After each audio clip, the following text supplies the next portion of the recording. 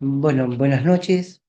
Hoy vamos a inaugurar un nuevo tipo de transmisión que es en diferido.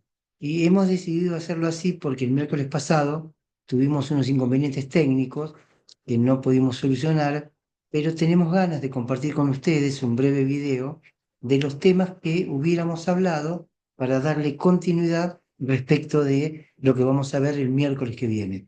Hoy es miércoles a la noche y hacemos de cuenta como que ustedes están allí. Lo- lo- Buenas noches también. Buenas noches, sí, perdón. Como no veo a nadie. Claro.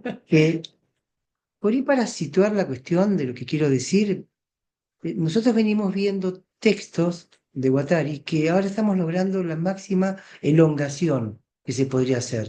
Con esto digo textos que son antes de su encuentro con Gilles Deleuze, los textos que hemos trabajado, como Antiedipo, Mil Meseta, textos sobre Kafka, finalmente, ¿qué es la filosofía? Que son el testimonio del encuentro con Deleuze, y luego textos que están más allá de Deleuze, que iremos trabajando en las próximas encuentros que tengamos. Es decir, textos que van aproximadamente del 50 y pico, o no tengo la precisión en fecha exacta, pero calculen por allí, cuando Guattari comienza a trabajar la clínica Laborde. Los textos después del 68 Mayo francés, Antiedipo, será aproximadamente 69-70, y cuando ya deja de trabajar con Deleuze, los últimos textos, entre los cuales vamos a trabajar algunos seminarios de Guattari que son de los años 80. Esta sería toda la extensión. ¿Qué es lo que me parece importante señalar hoy? Vamos a ver textos de antes, o un texto en particular, de antes del encuentro con Deleuze. Es decir, que encontraríamos, si me permiten, lo que podríamos llamar un Guattari puro. Todavía no está contaminado, en el mejor de los sentidos, quizás también en no tan buen sentido, con el pensamiento de Deleuze. ¿Por qué? Porque lo que vemos con Carlos Segovia habitualmente, él está trabajando un Guattari después de Deleuze, o más allá de Deleuze. Pero aunque sea más allá de Deleuze, tendrá ya la marca de ese encuentro. Lo que vamos a ver hoy estaría enmarcado dentro de lo que se llamaría psicoterapia institucional, que este es en parte lo que Guattari estaba interesado en esta época, 60, 60 y pico. Lo que vamos a ver hoy, muy brevemente, unos comentarios, es respecto de un informe que él presenta en un coloquio de psicoterapia institucional que se llama la transversalidad. Esta fue una de las cosas que le interesaba muchísimo a Deleuze luego cuando se entera de esto. Esta idea de la transversalidad, que adelanto, quedará para otros miércoles, no es la horizontalidad. No se trata de la horizontalidad, sino de una transversalidad, que sería propicia de buscar en un análisis o una psicoterapia institucional. Brevemente digo que se trata de la institución como tal, pero que cuando uno va a un médico, uno también en esa persona se confronta con la institución. O sea que el análisis institucional que propone Guattari no es necesariamente relativo a instituciones, aunque también, sino a lo que se instituye a partir, por ejemplo, de la ciencia médica. Podríamos también aplicarlo al psicoanálisis. ¿Qué instituyó el psicoanálisis? Entonces hacer, como dice Guattari, más que psicoterapia institucional, análisis institucional, análisis de aquello que nos toca como analistas, que es lo que el psicoanálisis ha instituido y que en cierta forma ha quedado por ahí coagulado y que choca con lo que Alush decía, tomando de Lacan, por supuesto, reinventar el psicoanálisis. Pero reinventar el psicoanálisis, cada analista, cada practicante, cada aquel que escucha gente, con cada analizante reinventa el psicoanálisis. Esta es una actividad que necesita ser reinventada cada vez. Pero bueno, para hacer entrada al texto, les voy a leer una primera partecita. Como les decía, se llama la transversalidad. Es un informe presentado en el primer Congreso Internacional de Psicodrama que se tuvo en París en septiembre de 1964. Ahí están fechando. Para quienes les gustan las fechas, es a la altura del seminario conocido con el número 11 de Lacan, los conceptos fundamentales o los cuatro conceptos del psicoanálisis. está en la altura. Este es un Guattari que también asiste al seminario de Lacan, es un Guattari que forma parte de la escuela de Lacan, pero es un Guattari sobre todo muy metido en la clínica Laborde y en su militancia política. Dice lo siguiente: la terapéutica institucional es un pequeño niño frágil y convendría seguirlo de cerca y sobre todo fijarse qué lo entorna y con qué personas se frecuenta, porque habitualmente dice tiene un mal entorno. Está hablando casi como un padre que está cuidando a un hijo.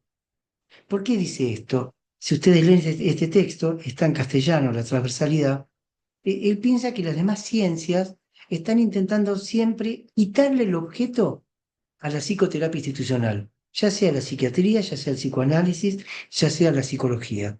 Entonces él quiere cuidar este objeto que él piensa que está construyendo. Es lo que Guattari está forjando.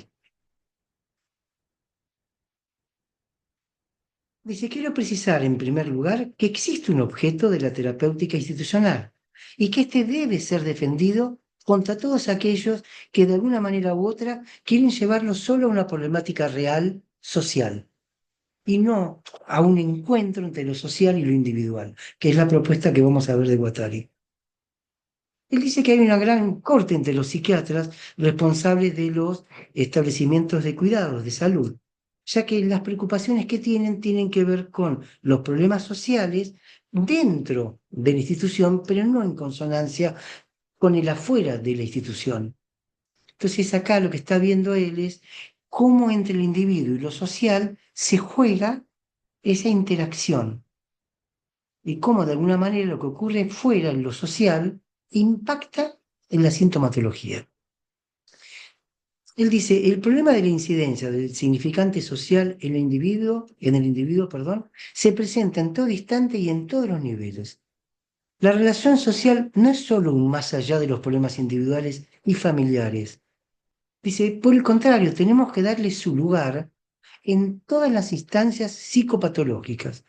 Y nos parece que es muy importante porque lo vemos sobre todo, dice, en la psicosis, con los problemas de desociabilización, como uno observaría en esos pacientes el por fuera de lo social. No obstante, dice, cuando dicen todas las instancias, se refiere también a la neurosis. Y acá vamos a ver una lectura que hace Guattari de Freud, que nos va a ayudar Estela ahora, que es una lectura que me hizo recordar cuando hablábamos de la lectura zapping, porque Guattari pasa de una hoja a 10 hojas adelante y a una hoja para atrás después, en lo que él viene siguiendo. No hace una lectura cronológica ordenada, pero sin embargo sigue siendo coherente. Dice lo siguiente: Freud, cuya obra se desarrolla esencialmente alrededor de la cuestión de las neurosis, sin embargo, él no desconoció el problema, como el que acabamos de ver, en el ejemplo siguiente que veremos en las nuevas conferencias de introducción al psicoanálisis. Y acá ella lo va a leer en castellano, en la página, por favor, 81.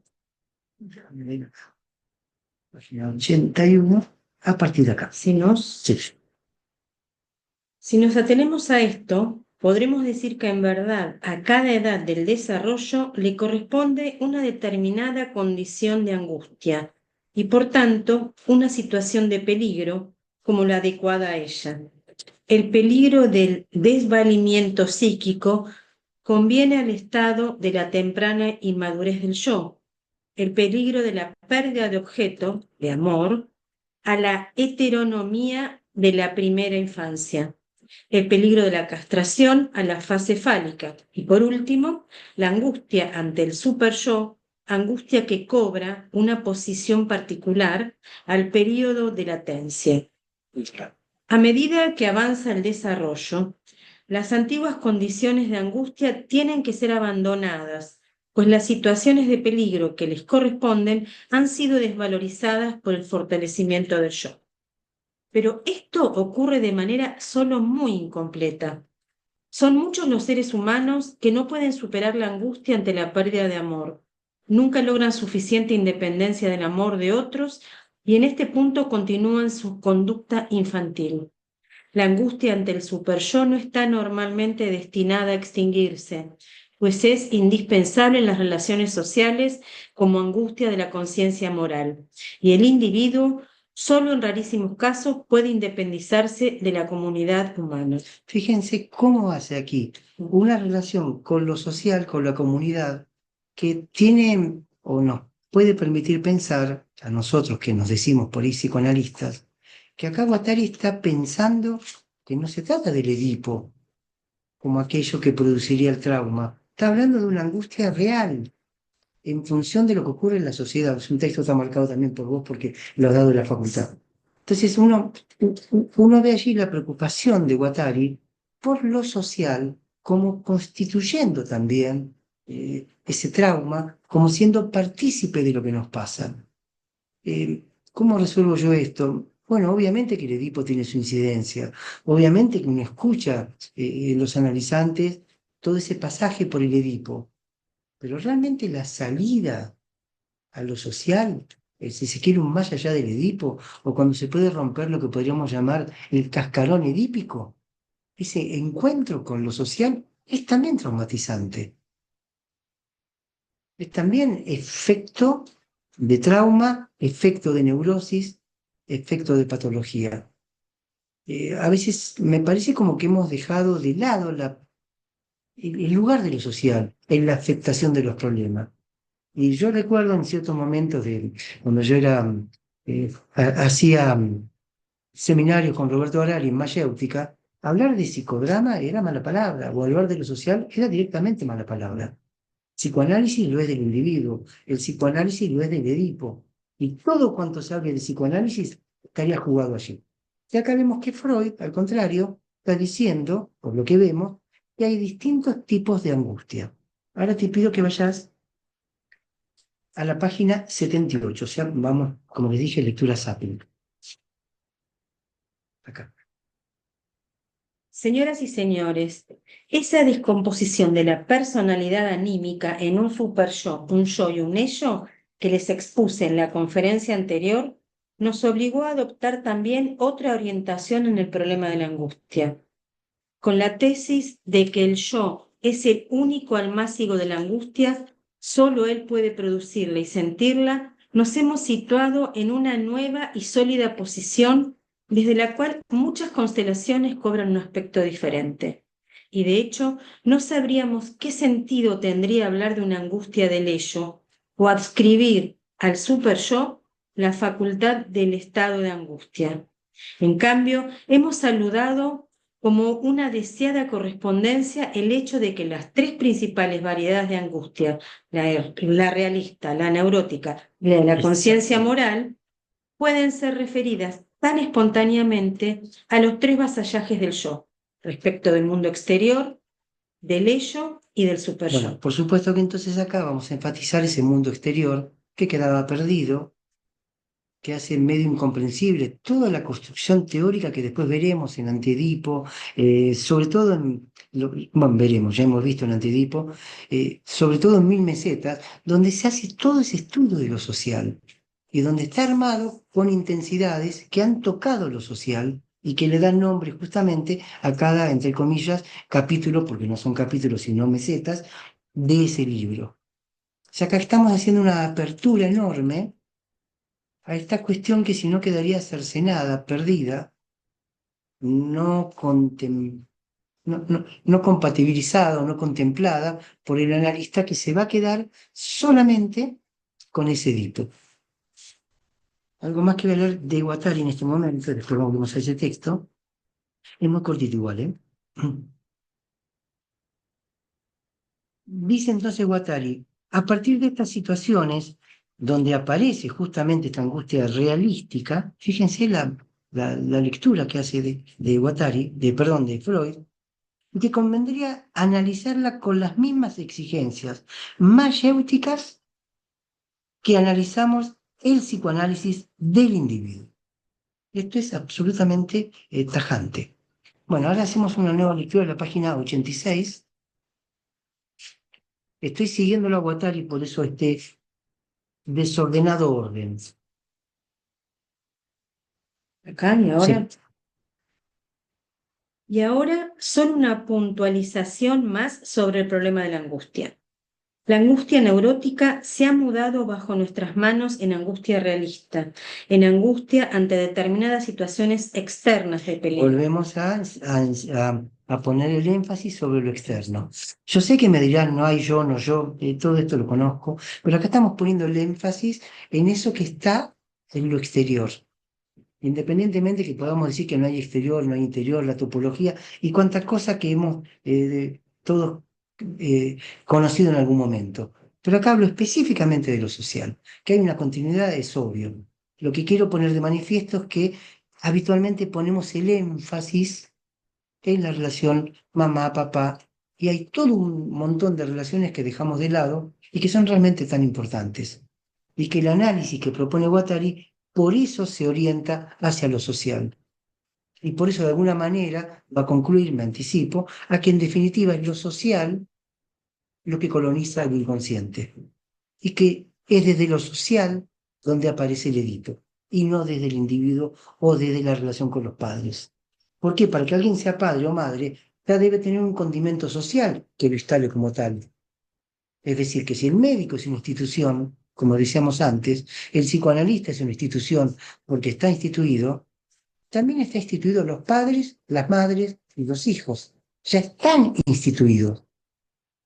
Cada quien encarnará ese lugar como pueda, pero ya está instituido. ¿Salvamos un poquito más?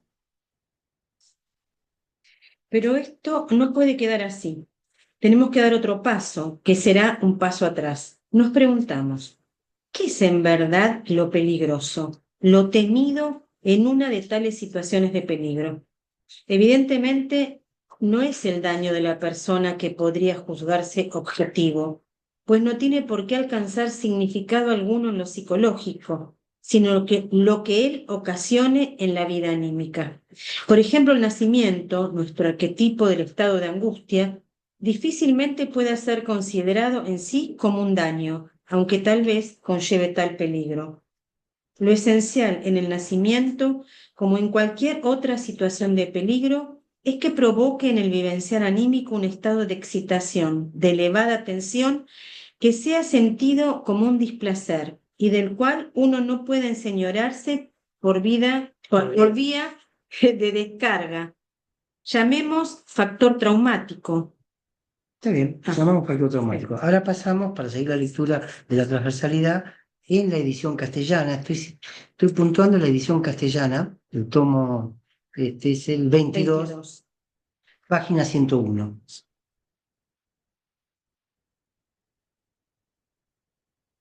¿Creemos? Sí. Creemos que no hay ninguna duda acerca del origen de esta necesidad inconsciente de castigo. Se comporta como un fragmento de la conciencia moral, como la continuación de nuestra conciencia moral en lo inconsciente. Por tanto, ha de tener el mismo origen que ésta y corresponder a una porción de agresión interiorizada y asumida por el superyo. Si las palabras armonizaran mejor, para todos los fines prácticos estaría justificado llamarla sentimiento inconsciente de culpa. Exactamente. Y ahora vamos a la página 102. Llegará acá. ¿Por un lugar? Sí. Por un lugar inesperado hemos irrumpido en la plaza pública. Ahí está. Ahí está. Vuelven a leer, por favor. Por un lugar inesperado hemos irrumpido en la plaza pública. Nos quedamos con Estela porque Place Publique es un lugar de referencia nuestro en Francia. Es un grupo que considera todas estas cuestiones. Su nombre, Plaza Pública, viene quizás de un mal recuerdo porque en la guerra la gente, después de la guerra, se reunía en las plazas para poder dialogar, encontrarse, hacer una recomposición. Pero creo que también en Argentina la plaza pública tiene también, o en cualquier parte, un lugar importante, un lugar de transversalidad. Entonces, fíjense que Freud está diciendo, vuelvo a salir nuevamente a la plaza pública. ¿Podés volver a leerlo? Sí, claro. Por un lugar inesperado hemos irrumpido en la plaza pública desde el mundo psíquico subterráneo. Una vez más, por un lugar inesperado. Hemos irrumpido en la plaza pública desde el mundo psíquico subterráneo. No puedo conducirlos más adelante, pero antes de despedirme de ustedes, hasta la próxima ocasión, he de demorarlos todavía con una hilación de pensamiento. Solemos decir que nuestra cultura se ha edificado a expensas de las aspiraciones sexuales, que son inhibidas por la sociedad, en parte sin dudas reprimidas, pero en otra parte utilizadas para nuevas metas. También, y a pesar de todo el orgullo que nos inspiran nuestros logros culturales, hemos confesado que no nos resulta fácil cumplir los requerimientos de esa cultura, sentirnos bien dentro de ella, porque las limitaciones pulsionales que se nos imponen significan para nosotros una gravosa carga psíquica. Por supuesto que me dirán el famoso texto de Freud, malestar en la cultura, o depende cómo se traduzca, malestar en la civilización, porque hay todo un debate respecto de civilización o cultura, donde en el ámbito alemán significarían cosas diferentes. Cultura que civilización. Pero ya sea en la cultura o en la civilización, es en este afuera donde está el malestar. Hay un continuo que creo que esto es lo interesante a poder marcar y continuaremos el miércoles que viene. En este continuum que da que pensar por qué nos pusimos a estudiar los grupos, porque allí es donde van a encontrar estos grupos, que recuerden que hablábamos de grupos sujetados y de un sujeto del grupo, grupos que están planteados, inclusive en lo social, de una manera tal que se proponen una vida eterna, un continuar y continuar, y sujetos de grupo que por el contrario, en vez de estar a la expectativa de escuchar, tienen algo para decir. Esto nos va a dar para muchas cosas, porque un hospital psiquiátrico es también un grupo, porque hay también allí una institución, porque está el lugar del director. Esto lo vamos a ver quizás también el miércoles que viene. La relación del médico, la relación de las enfermeras. Guattari habla de castas, la casta de los médicos, el lugar de los pacientes. En una transversalidad, todo eso cambia. Por eso la experiencia de la clínica La Voz. Bueno, ¿vos querés agregar algo más? Sí, dos cosas que estaba pensando. Por un lado, esto que vos decís, dijiste al principio, de un Guattari sin estar contaminados, hasta la palabra, dijiste para bien o para mal, para lo bueno, para lo malo, por Deleuze. Pero este es un Guattari que está contaminado por Lacan y mucho más por Freud, pareciera, en esto que estamos leyendo. O sea, Sí, pues sí, está sí, Freud sí, ahí, sí, sí, ¿no? es cierto, la objeción no lo había No, no pensado. es una objeción, es como No, bueno, el está señalamiento. tomando, claro, Sí, quizás el Guattari puro que yo busco está más en la manera en que hace la hilación de las cosas claro. y donde pone el énfasis, más allá obviamente de la contaminación. Él está asistiendo a los seminarios de Lacan, Claro. él es un lector, por lo que vemos también, ferviente de Freud. Muchas veces habíamos dicho en algún andamiajes que el verdadero retorno a Freud se da más con Guattari que con Lacan. Pero sí, claro, pero es la forma en que va armando, la manera en que pasamos de la página, no sé, 60 a la 90 a la 101, está puesto en página y media, que no lo leo para aburrir. Es interesante ver la traducción francesa de Freud.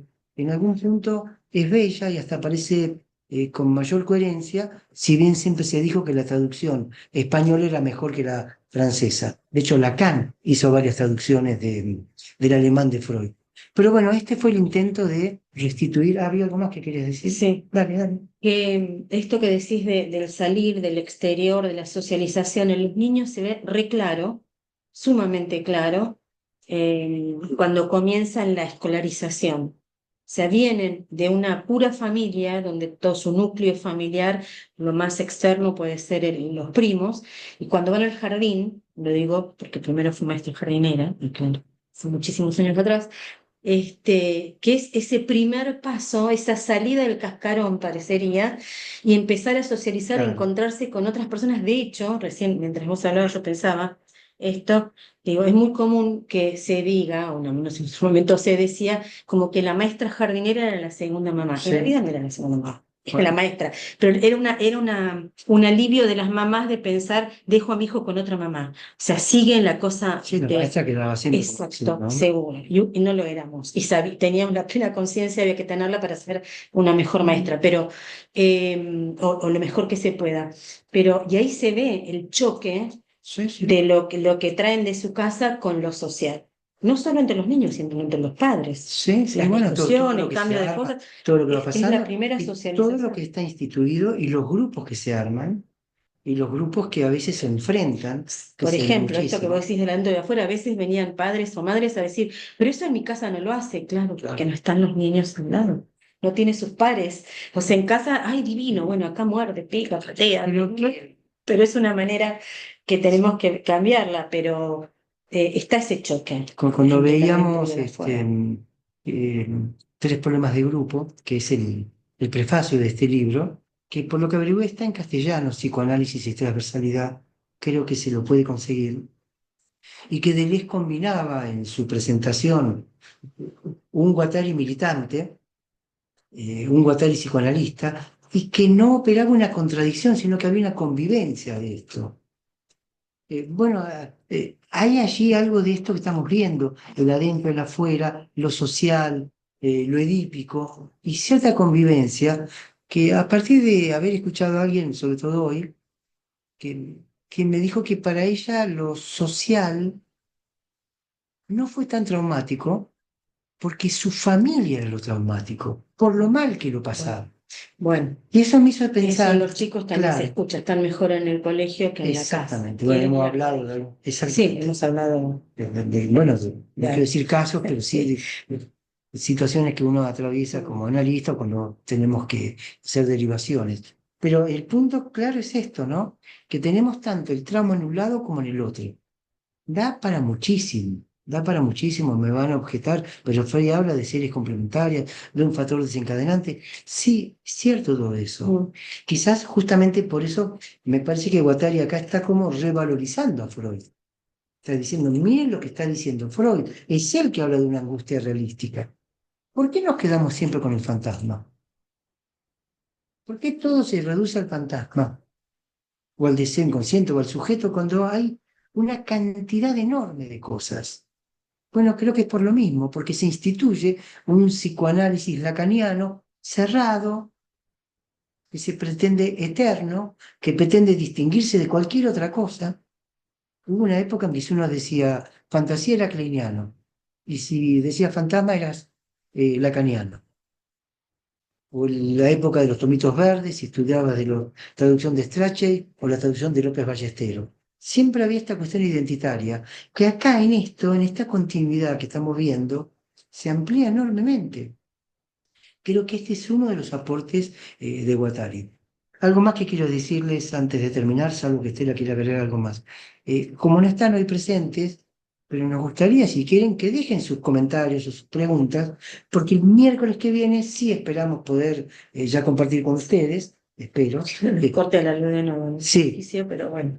y al mismo tiempo inauguramos acá también una nueva modalidad que vamos a ver cómo funciona para poder tener otras chances cuando no podemos hacerlo en directo, porque no queremos perder este contacto que se ha armado. En los viajes, incluso. Sí, o los viajes cuando no podamos estar en presencia. Así que los invitamos, si quieren, a dejar algún comentario o si lo ven, a continuar esta discusión adentro, afuera, Freud, Guattari, Guattari puro, Guattari contaminado, el miércoles que viene, 21 horas. Así que bueno, buenas noches a todos y nos veremos en una semana solamente. Chao, chao.